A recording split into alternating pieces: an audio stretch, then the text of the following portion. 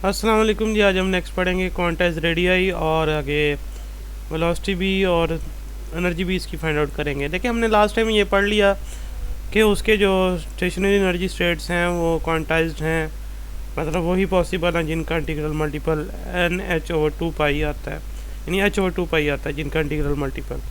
इसके अलावा किसी ऑर्बिट में इलेक्ट्रॉन इवॉल्व नहीं करते, तो अब उसको हम कैलकुलेट करेंगे। तो हाइड्रोजन एटम कंसिडर कर लें जिसके अंदर एक इलेक्ट्रॉन इवॉल्व करता है ऑर्बिटल वेलोसिटी Vn के साथ, और वो स्टेशनरी एनर्जी स्टेट के अंदर है, स्टेशनरी सर्कुलर ऑर्बिट है उसका, जिसे Rn कहेंगे। और ये हम बोहर पास्टुलेट से ही बात शुरू करेंगे। mvr = NH/2π। ये जो Vn और Vrn लिखा हुआ है ना, ये क्वांटम नंबर के लिए यूज़ किया जा रहा है।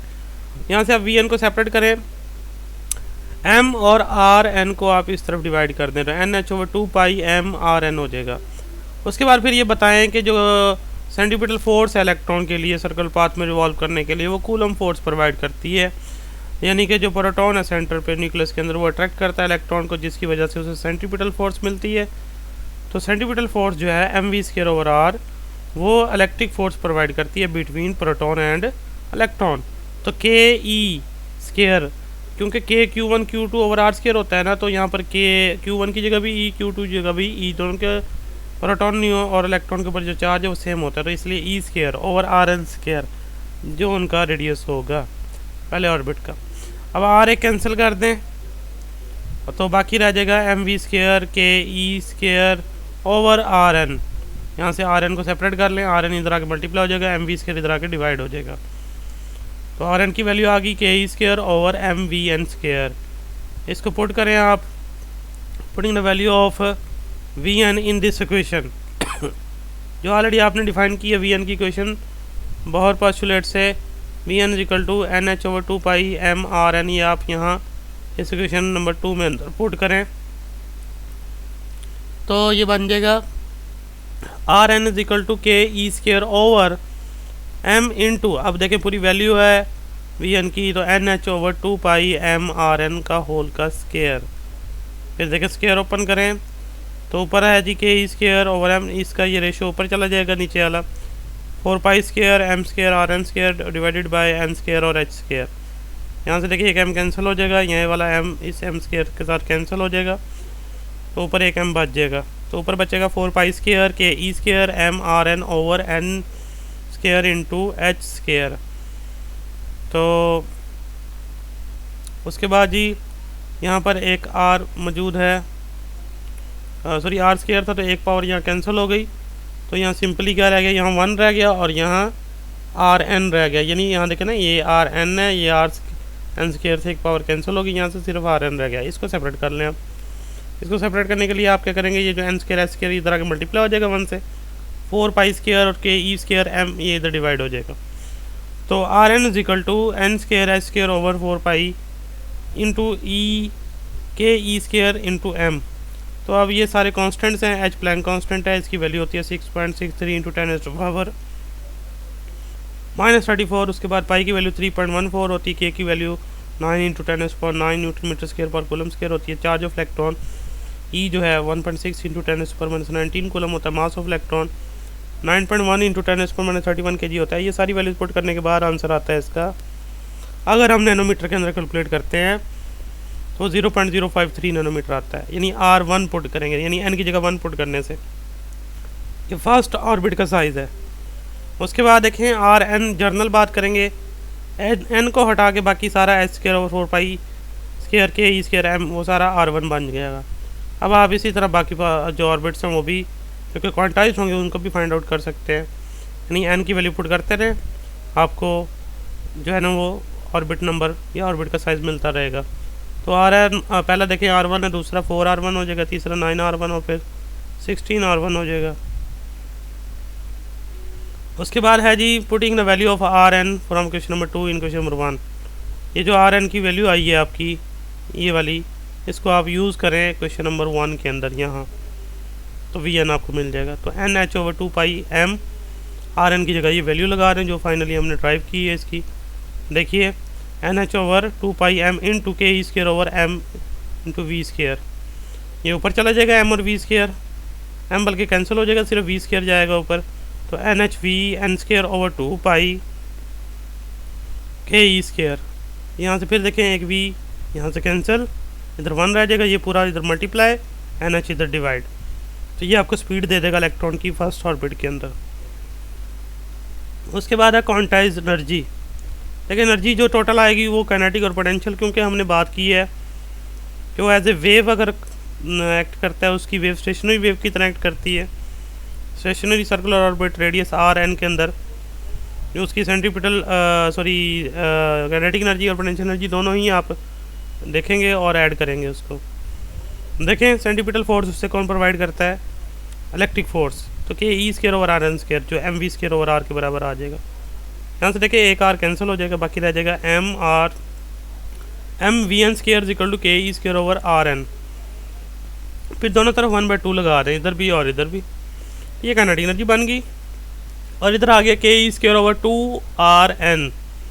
उसके बाद फिर पोटेंशियल एनर्जी की बात करते हैं, माइनस के ई स्क्वायर ओवर r n आ जाएगा।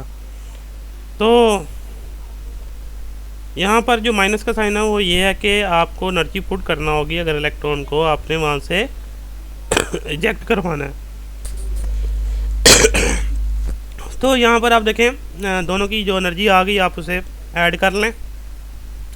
ई n equal to half k E square over r n, ये kinetic energy, plus into minus k ई स्क्वायर ओवर r n, ये पोटेंशियल एनर्जी। ये बना के भी दिखाई हुई है पोटेंशियल एनर्जी, वो जो चैप्टर नंबर 13 में पोटेंशियल का फार्मूला वहाँ से बनाई है। V इज इक्वल टू डब्ल्यू बाई क्यू, तो W is equal to v q, और W is equal to V की जगह देखें वैल्यू पुट कर देंगे k q prime over R, यानी पोटेंशियल का फार्मूला है ना, V की जगह पोटेंशियल का फार्मूला आ जाएगा V k Q over R, जो electric potential two point charge आप कहते हैं। के V की जगह जो वैल्यू आ गई K Q over R, Q prime as it आ गया।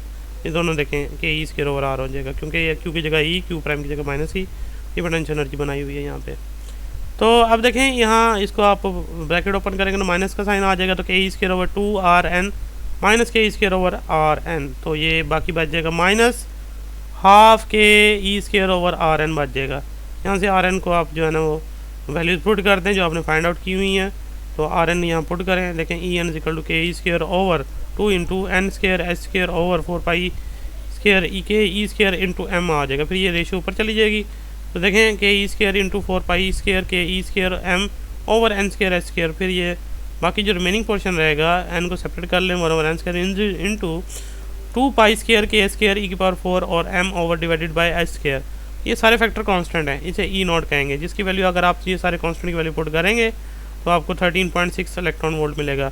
जो आप तो जॉल में आएगा, लेकिन आप उसको डिवाइड करें 1.6 इंटू 10⁻⁻19 से, तो डेफिनेटली वो आप इलेक्ट्रॉन वोल्ट में चले जाएंगे।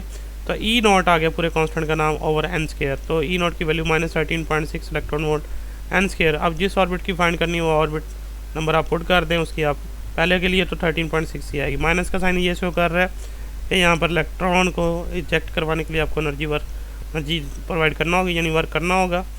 यहाँ फिर बताया गया है कि ये electric potential due to charge q at distance r is v equal to v k Q over r होता है। तो which is energy required to complete remove an electron from the first Bohr orbit, this is called ionisation energy. जो energy required है एक electron को निकालने के लिए, ये माइनस का साइन जो है वो यही शो करता है कि एनर्जी आपको प्रोवाइड करना होगी अगर आपने उसमें से इलेक्ट्रॉन रिमूव करना है, उसे आयनाइजेशन एनर्जी कहते हैं। तो आयनाइजेशन एनर्जी जो है वो आप इस तरह भी प्रोवाइड कर सकते हैं कि एक्सटर्नली एक इलेक्ट्रॉन को एक्सेलरेट करें